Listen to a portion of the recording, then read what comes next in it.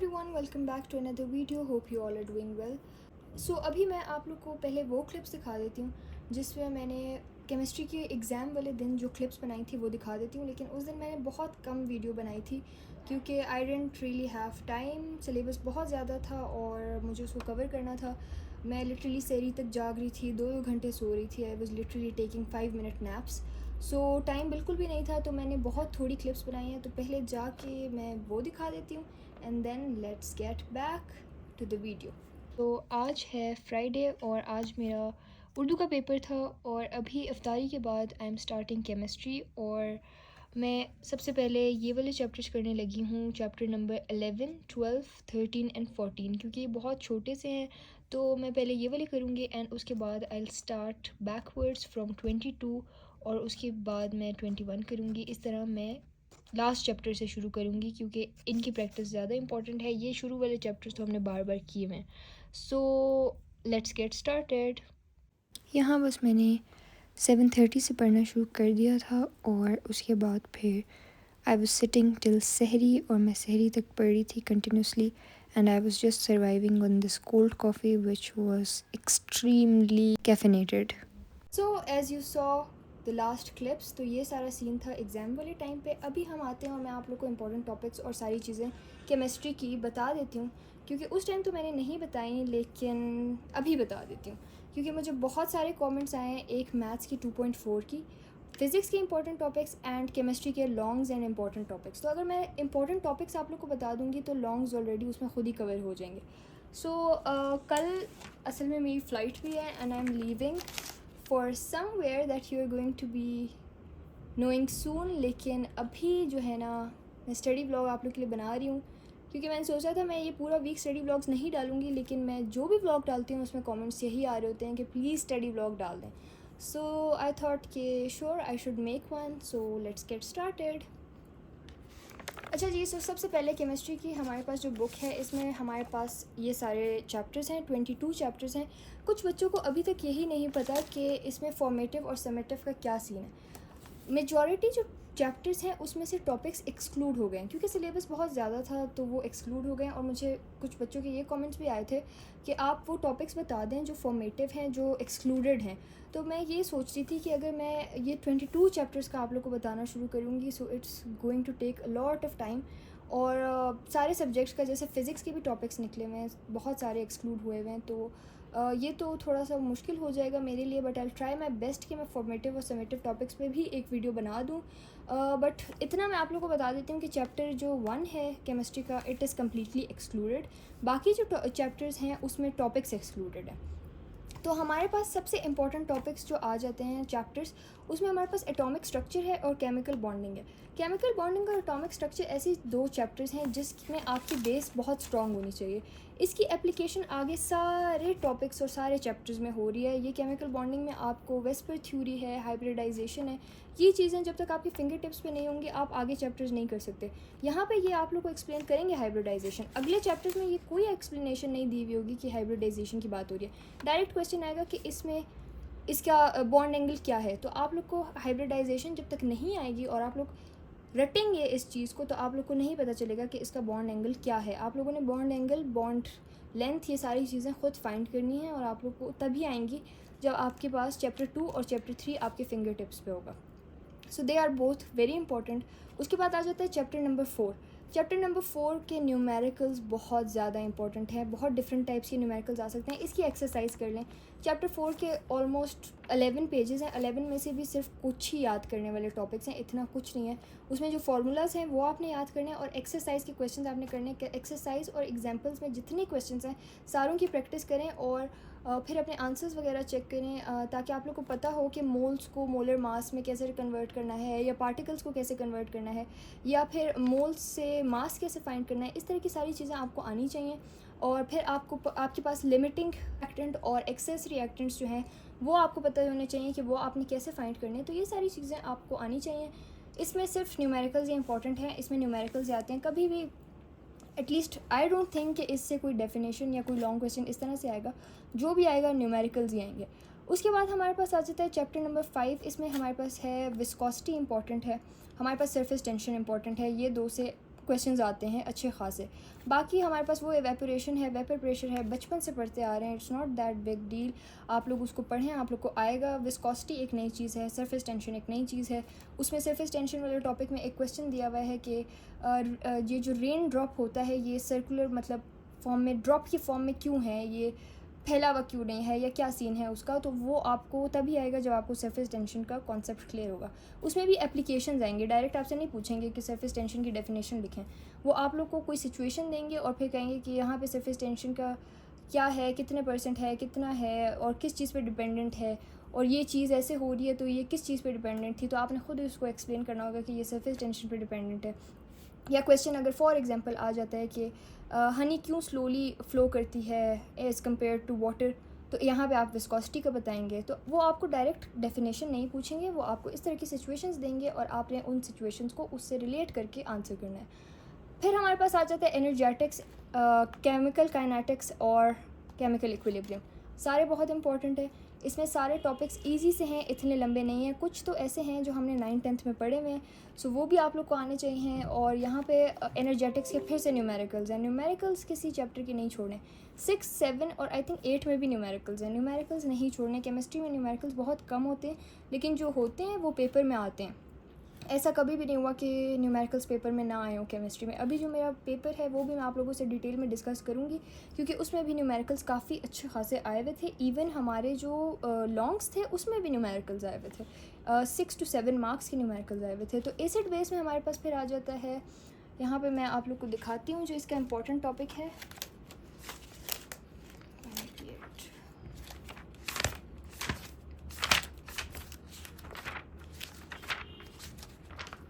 Acid base में हमारे पास आपके पास ये Lewis concept of acid base आ जाता है। ये आपको ऑलरेडी आपने 9th-10th में पढ़ा हुआ है, या आपको आता होगा। इस तरह की जो एग्जांपल्स हैं इसको एटलीस्ट एक बार रीड कर लिया करें, ताकि पेपर में अगर आ जाती हैं एग्जांपल्स तो आपको पता हो कि सॉल्व कैसे करना है।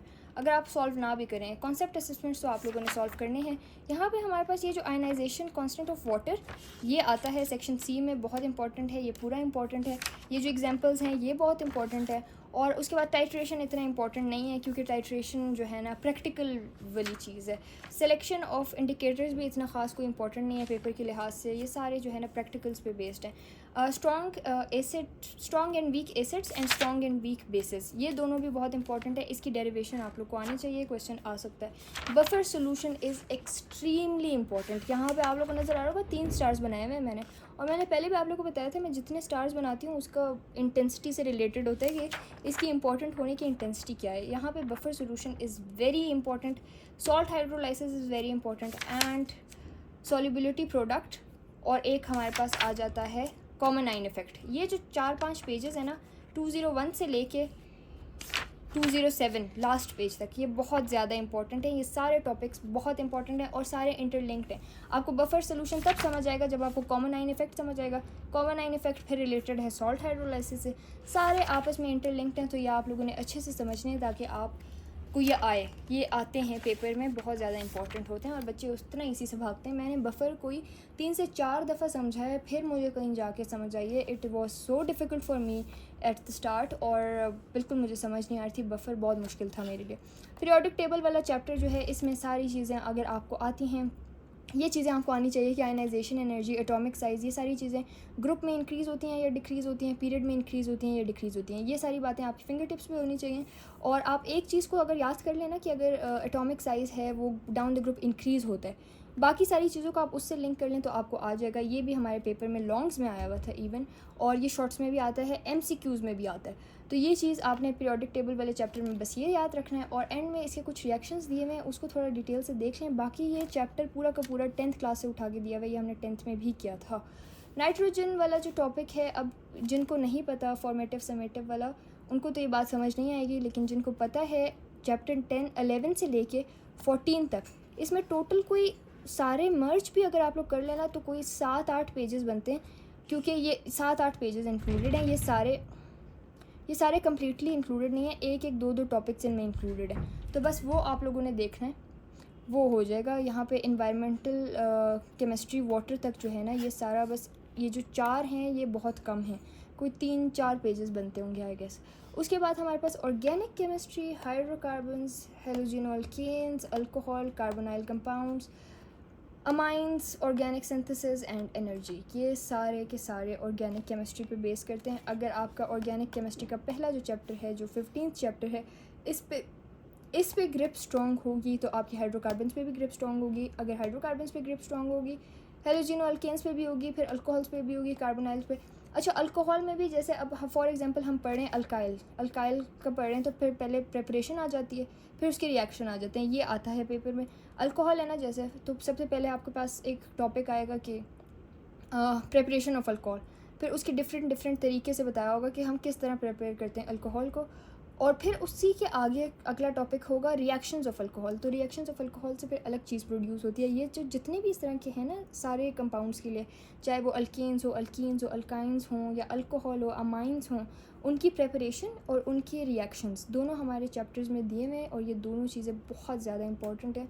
ये तो रिएक्शंस के मैकेनिज़म्स इसमें आप लोग को दिए हों बुक में या ना दिए हों, कोशिश करें कि आप लोग मैकेनिज़्म समझ लें।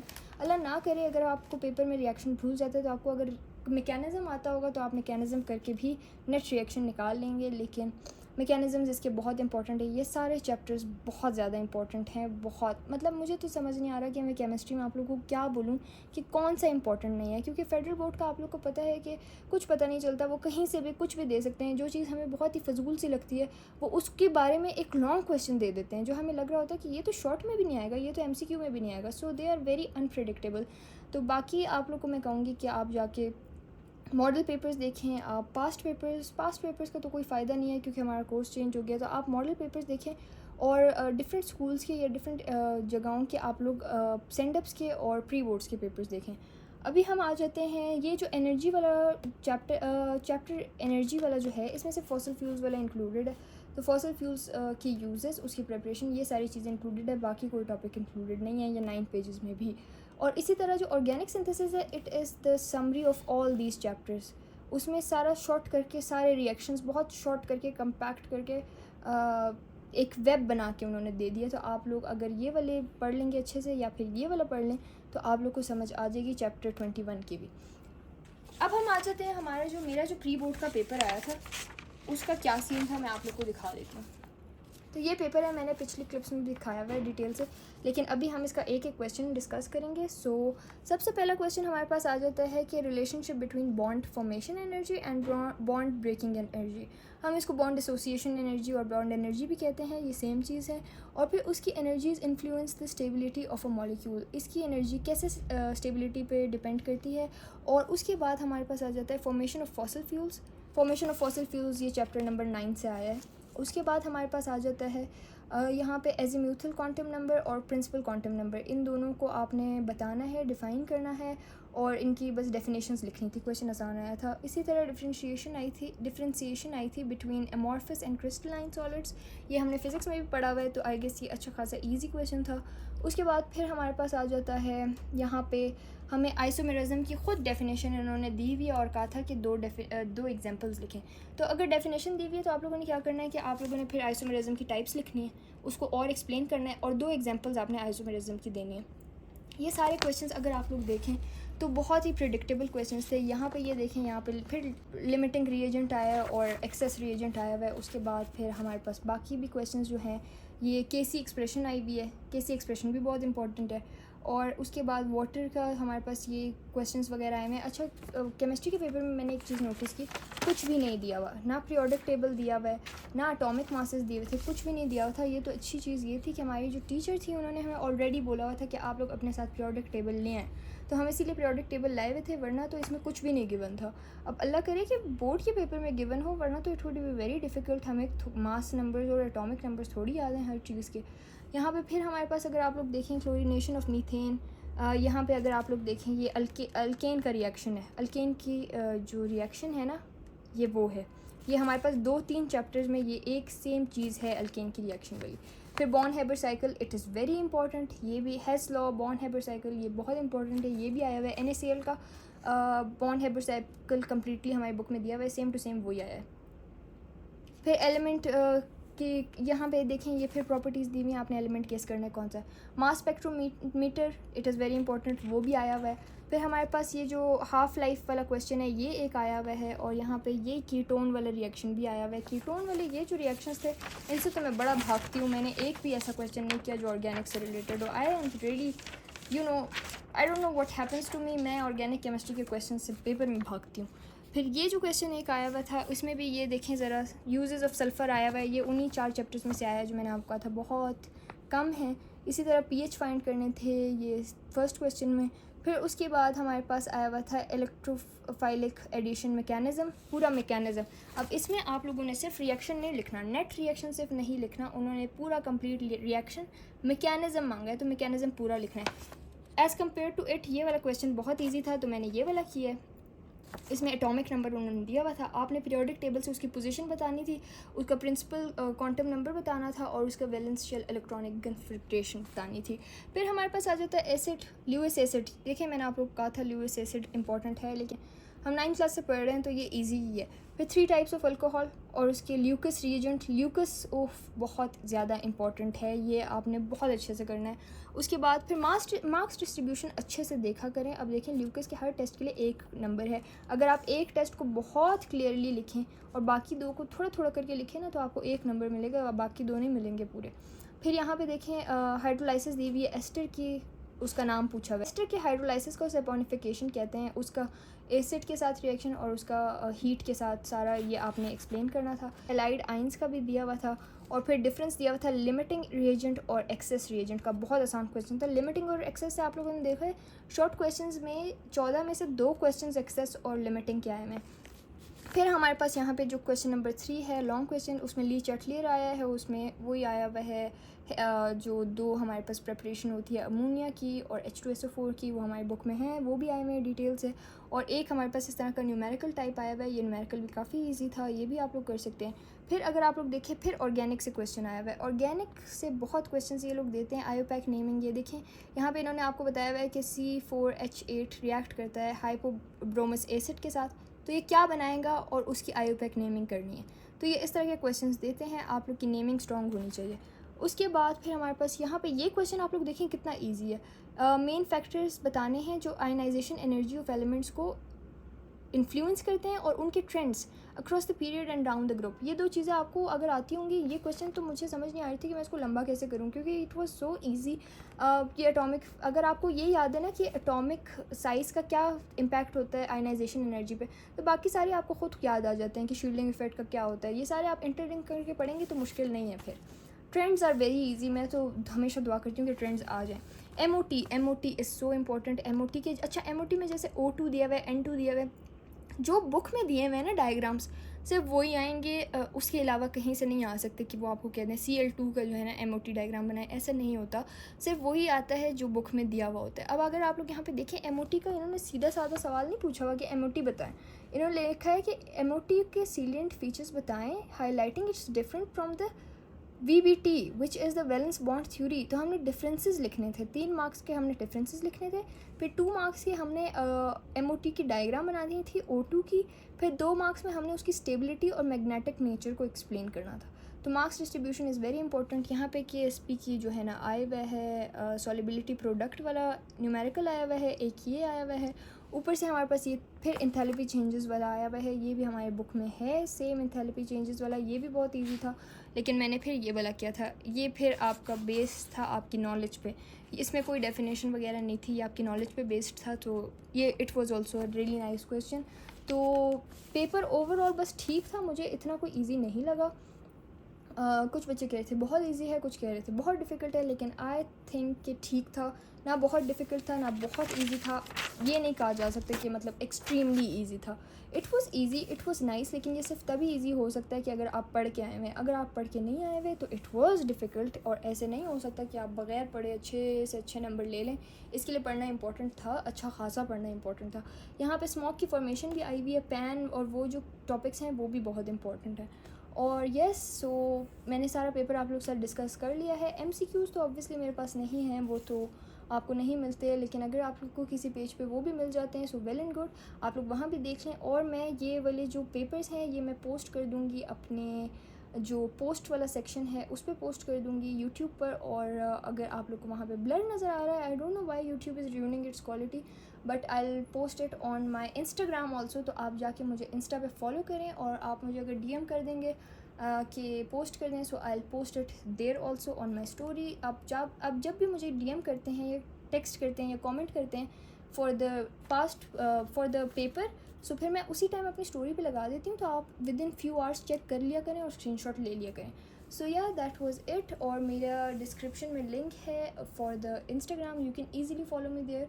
एंड या this was it for today's vlog. I hope you all liked it. So till next time, अल्लाह हाफिज़ and thank you so much for watching.